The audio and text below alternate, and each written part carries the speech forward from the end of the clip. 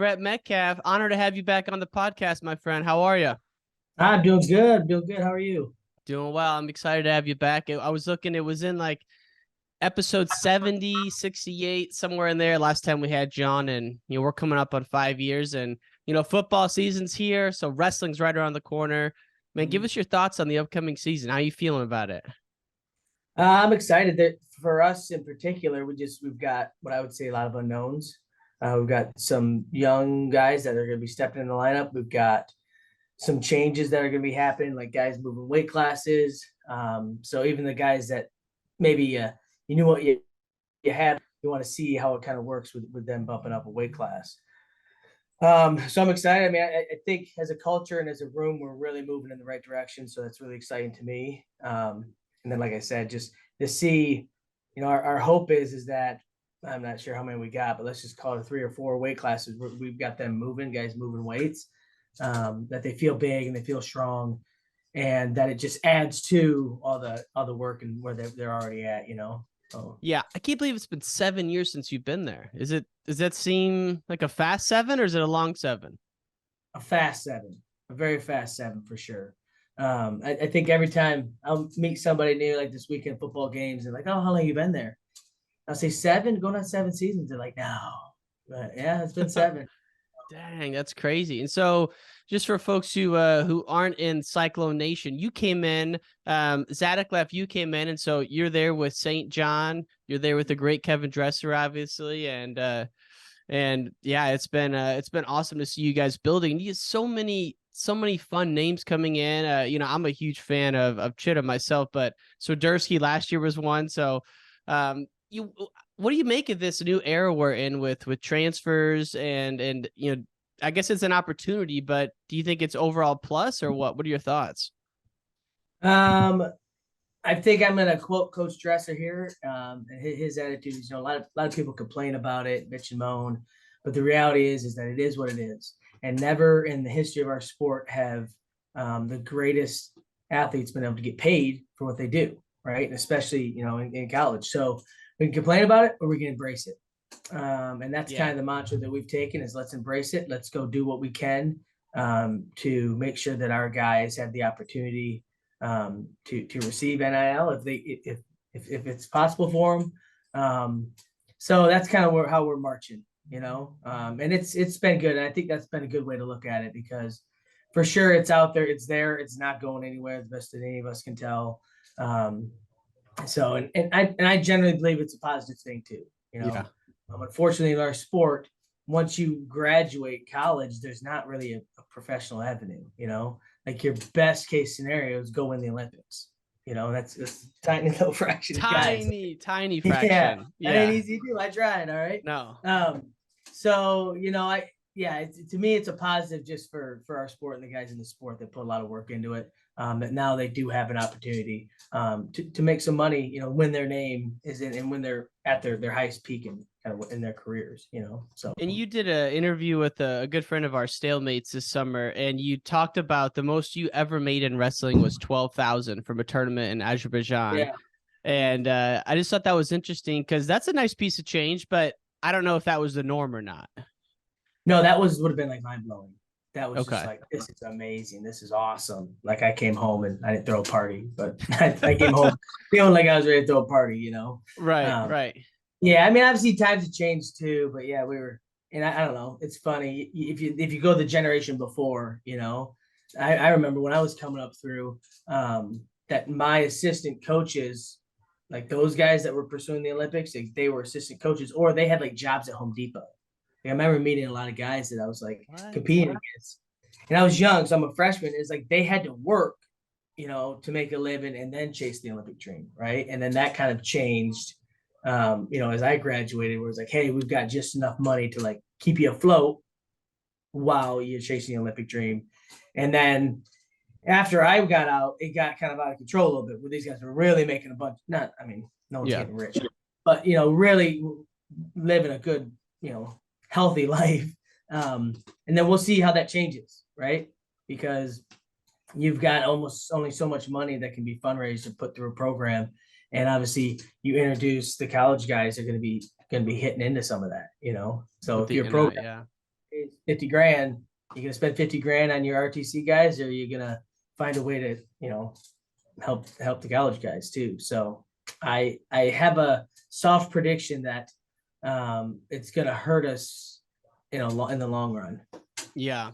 I forgot about that Home Depot era, though. You're right, because when we were doing the project on Henry Cejudo in 08 at the OTC, Lee Fullhart was living out there. And he had to get special permission from Terry to be able to work at the Home Depot because Terry didn't want any of the guys working. So, and like you said, go back another, for some reason it feels like the early 90s was maybe the golden era, but like the Lee Kemp era, those guys were getting nothing. I mean, and barely even coaching. So when you were on your run 10 through 16, were you coaching at Iowa or just a Hawkeye guy? No, I'm just part of the club. Just part of the club. So, okay. Yeah. Obviously you're helping the guys in the mornings, and there's a couple guys you get close with, and you're helping them and yourself, and it meshes. But no, my capacity was just Hawkeye Wrestling Club. It's okay. So, but then like you said, the generation before, they had to be coaching or getting kind of just some of the table scraps, as you mentioned, just to stay afloat. Yeah. And what's interesting is I think right after I got out of college, I was like, hey, I want to jump right into the coaching deal. And I remember Coach Brand saying like, hey, you know what? We're not going to do that. You can't serve both masters, and I remember being a little frustrated a little bit because I really wanted to. I wanted to go right away. Like, oh, wow. Hey, man, I've got all this great energy. Like, I want to go and start recruiting and do all these things. I can handle them both, I thought. But looking back, it was probably the right choice because it's hard. The amount of energy and the selfishness that you need to put into yourself just to have a chance, and then to think, all right, the amount of energy that I put into our guys every single day, like you can't, like you said, you can't serve both those masters at one time, so. Dang, I didn't know you wanted to go into it right away. Yeah. Oh yeah. Well, I think I don't know. You go through it all and you kind of, you idolize what your coach is doing for you. And then you get to a point where it's like, hey, like I can do this now, and you want to get back, you want to be a part of all that excitement. Yeah. It plays out how it plays out, and it's for the best. So. Well, and it's cool that you spent so much time competing, because I was looking through some of your international brackets, and we just got done with the Worlds, which I'm sure you were glued to that just like the rest of us. And I didn't realize that you had competed in the Euregan back during that time. What stories do you have of going over to Siberia? Did you go more than once? I went every single year that I was competing. So a lot of them. Really? Yeah. Wow. Whatever that was. Yep. So I don't know if I have any crazy stories, because honestly, it felt like a lot of times we would just come, show up, wrestle, leave. So there wasn't like a whole lot of outside of wrestling stories. What was the time then when you were going to Chechnya with Cejudo and those guys? Okay, so that would have been 2006, the year that I transferred to Iowa. I was ineligible because it wasn't a free willy transfer whenever you want world. Okay.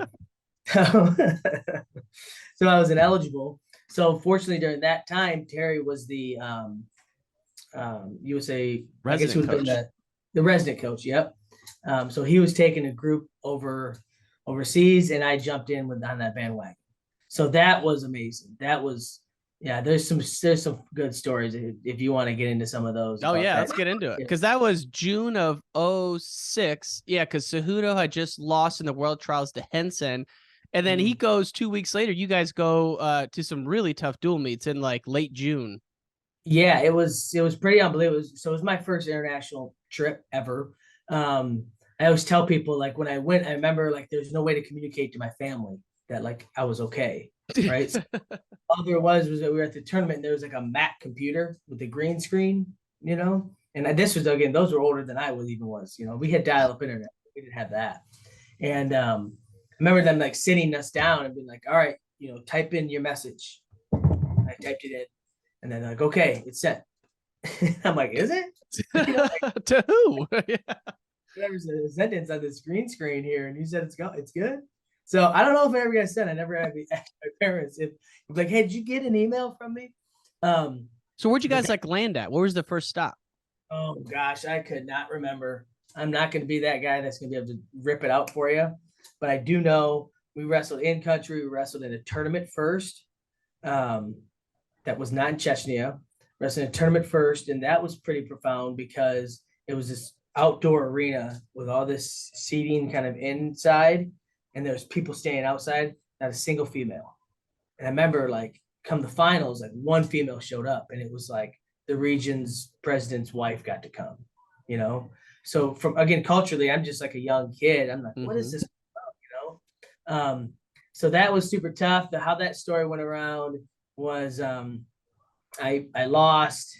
Can't remember what match I lost, but I was on the front side and I was wrestling, and this dude bit me in the hand like this, and I like cocked back and punched him inside, like whacked him in the side of the head, and they were like, no, 2 points. So they just gave the guy 2 points, so that's why I lost the match. I was trying to, I remember it's like clear as see the marks, and they're like, no, I know. Look, they wouldn't look at this was like my first taste of like exactly how it operates over there. So I lost. And then on the backside, Jared Lawrence was at the same weight class. Again, I'm young, so I kind of look up to all these guys. He would wrestle, whoever he would wrestle, I would have to wrestle one of them deals. And then he lost. Remember, I got off a really hard match. I got off the mat, and I was like, just crawled under the bleachers, and I was drinking some water, and I was watching like through the bleachers, him wrestling. And I think he got pinned or something. Like the match only lasted like it was very short, right? And then they're like, "Okay, you're up now." And I was like, "I'm up." It was just that rain, really strong. So then, yeah, I just remember like having this really short break, having to go back out there and wrestle this Iranian. I think he was Iranian guy, and ended up losing. And then, so let's fast forward here to where it's really juicy. So then we pull up and we go to Chechnya. We get to the Chechnya border, and they have us wait there at this hotel. And I remember, I don't know if it was a hotel or a restaurant or something, but there's a cross until they showed up to pick us up. And I'm sitting there, and I'm like, hey, I got to go number 2, man. I got to go to the bathroom, you know? And they're like, okay, come with me. And we're walking. We go around the building because there's like a hole in the ground out back. And the guy goes, hey, down. I'm like, what? He goes, below the bushes. So I'm like crouching below the bushes walking. He goes, snipers in the hills. So I'm about having to go number 2, you know. So these guys all got guns. Yeah. Oh yeah. Oh wow. I didn't understand. I don't understand anything that's going on, you know. I'm like, I guess this is just how it is in Russia, you know.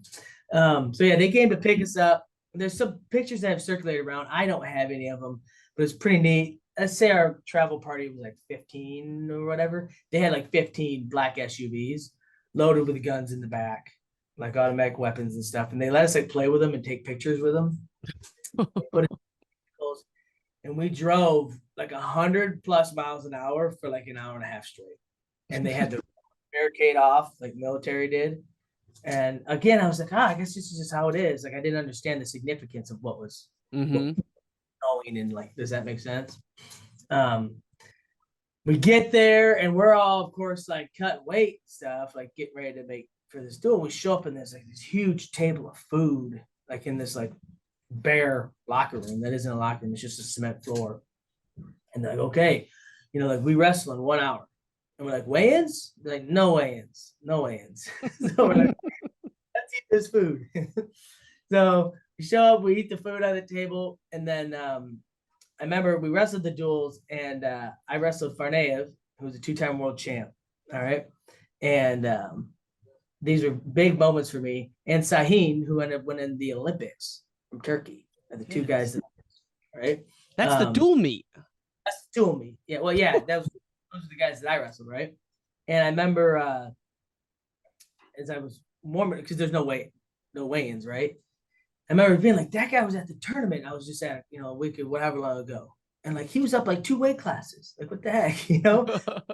Old at the time. He was all like hairy and like his knee pads were falling apart. So I didn't know exactly who he was. And before I went out to wrestle, Farnaev, Terry whispers in my ear, like, the crowd's chanting, you can't beat our 2-time world champ. And I was like, what? He's a 2-time world champ, you know? And you know that if you get there and the food's already out, that they haven't been cutting for days. Like, you guys have probably been cutting up to that point, right? So they're way overweight, probably. Yeah, which is, it's whatever, you know? So, but the best part, to close out the story, the best part is there's some, I don't know, just that experience was unbelievable because it was there wasn't any amenities, right? Every other time I've gone overseas, it's like just Americanized, but just not quite as nice, you know. But the biggest part, and especially for my career, was I wrestled for an and I lost. I remember I was like in on the leg, and had I taken him down, like I would have won or retired it or something, right? So I walk off the mat thinking, like, shoot, I'm right there with the two-time world champ, right? And then Sahin, the guy that won the Olympics in '08, I had that dude beat. They basically just took the match from me. You know, like I snapped him down, I broke him, I snap him down, I run around behind him, take him down to win. And then they're like, no, no, no. They just gave him points. They said that I went out about, you know what I mean? I wasn't upset because I was still like, I know what's going on. I understood, right? So I went into my first college season, you know, with the mentality, with the thought of like, hey, I just went toe to toe with two of the best guys in the world. And I'm like, what, like 19, 20 years old? I was like, can I beat these guys like in the United States? And the college kids? I was like, oh, of course I could. So that experience, I think, was one of the biggest things that helped propel me, especially that first year, into really believing that, like, hey, I can do this and I can do it now. And I'm ready to be the guy that I want to be. You know, like I don't need to go test the waters out. Does that make sense? Yeah. So it was huge for me. And again, I didn't even win the matches, right? But I lost, but I was like right there. And I showed myself that like, hey, I'm worthy of that. I mean, then I can do this. I can go be the best in our country, you know? Right. Wow. I love how you took that experience and kind of molded it and made it to be a positive for you. And obviously it was a positive if you're going that close, but was it a shock to you that that's how international wrestling operated, or did you kind of know it going in? No, I think it was good because Henry and I were the two youngest guys, right? So we're like little pups because I would say, again, everything's blurry, but I would say most of these guys that were with us were like in the prime or just like ending their careers. So that they're 30-ish or whatever, you know, and we're like just barely 20, you know? So it was good. We had good mentors around us, kind of explain to us like, hey man, this is how it goes here. Like they expect this to happen. Like, don't be surprised if they do this, you know? So that was probably helpful. Yeah. Well, I mean, we just watched the Worlds now, and it's like, obviously one of our best performances ever, back-to-back world champs. And you guys got a guy, David Carr, that I'm sure is going to be looking to make a run. How do you think, like, what has USA been doing differently since your era to now to see the success? Is it the RTCs? Is it the other countries have come down? Like, what do you think is the biggest changes? I think it's a wide variety. That's kind of what I was hinting earlier when I was talking about the amount of money that each program has and how it's, you know, it's going to be split up. I think one, we've got really great depth. So if you think of Dake, Taylor, and Burroughs, let's just pick those three names, right? And there's more, all right. But you know, think about how far and how great those guys have been. Remember they used to be in one weight class? Crazy. Right? Remember they all used to like just to make the team, right? So that depth, and again, that's cherry picking because they all had unbelievable careers and they were great in their own right. But I do believe that we've got really great depth in our country, and it's really hard to make the team. Okay, so that keeps you like in prime shape, like ready to go, mentally, physically, everything, because you don't get to just take a year off, you know, and get fat and lazy and go to the world championships. Does that make sense? But part of that, if you ask my opinion, is because of these RTCs, right? Because so many schools now, regardless of how a guy did in college, you know, generally if he's got some pretty good capabilities, you try to keep him around, right? Because they're well funded, and it became a big kind of movement to have these RTCs. I think that's a big piece of it. And yeah, I mean, the 10 weight classes thing helps. I had this discussion the other day too. They're talking about, man, it sucks. The Olympics are going to be 6. So the 10 weight classes helps because now not that things are watered down, but you took what was 6, right? And then you spread it out, right? So instead of, I'm making this up, instead of having 3 world beaters in your bracket, maybe you got the 1 or 2, right? So, you know, when you get to the semis, it's like, be ready to go. Does that make sense? So when you were doing it, was it 6 weights for the Worlds too? 6 for everything. Yeah. Oh, wow. I didn't remember that. That was like that was a slight change. I remember right as I was getting done, I think Logan Stieber, they had the weight class. I think he went 70 and won the world. It was like a new thing. Yeah. So either way, neither here nor there. I think that it's a piece of all of them, right, is that the 10 weight classes certainly help us, because then we were able to take our depth and like spread it out, and spread our wings a little bit, you know? Well, I'll never forget 2017. It was Jaden Cox beat David Taylor, and then JB beat Dake. And both of those matches went I believe both of those series went all 3 matches. And it was like just some of the most incredible scraps you've seen. And to your point, 2 of those guys got left home, right? So it's and now you look at David Taylor, he's now probably at the top echelon of all American wrestlers after what he's been doing. And obviously you're no stranger to the top wrestlers, because you got the great David Carr in your room.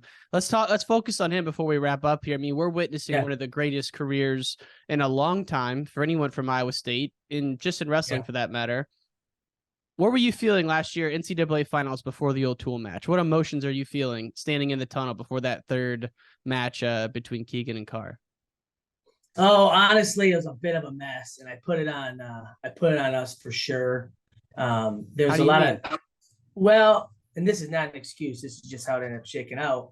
I don't remember. I think he was the second or third match, or he was the very beginning, right? However, it shook out. Can't remember it. Yeah. So we kind of made a plan, like, hey, instead of coming really early and getting warmed up, the march is supposed to be at this time. The march is supposed to be done, and then we got a half hour to get warmed up, and then they're starting the show. Let's call it that, right? So we're looking at the schedule, like, let's do it that way.